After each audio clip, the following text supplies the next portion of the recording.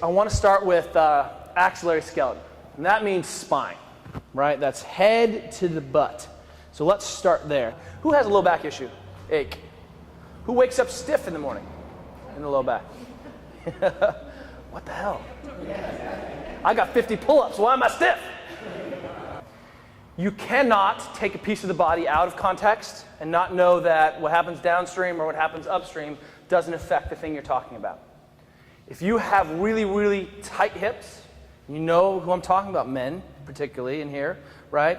You can't cross your legs, you can't sit Indian style, indigenous person style. You can't, lunge, you can't split, you can't do these things. Know that that's absolutely going to affect your low back. If you have sacrum problems or problems in this low back, the more you transfer energy through a tight hip, the more it's going to trash your low back.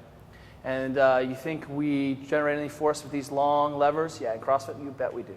So understand that we can't talk about these things kind of one-on-one without kind of taking them out of context, but we're going to attempt to do that a little bit, okay? So what we've got here is most important is we're thinking about spine is from here to here. When we talk about midline stabilization, which is being able to the capacity to maintain neutral spine under load, we're talking about from here to here, okay? So go ahead and get into a good deadlift setup for me real quick. Okay, so best deadlift setup, back is flat, stable spine under load. Now, I'm gonna hold your head, go stand up for me, stand up.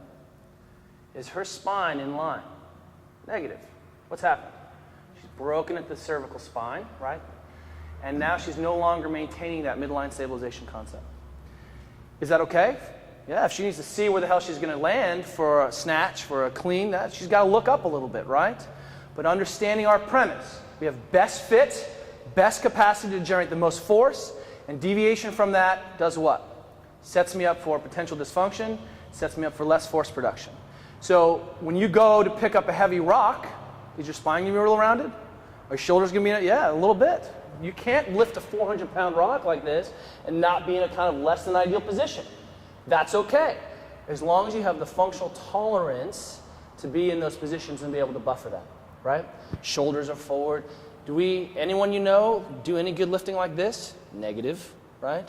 So what we're talking about is how do we keep these ideal positions? That's that capacity to maintain neutral spine, under load, under tension, from head to kind of the base of the sacrum.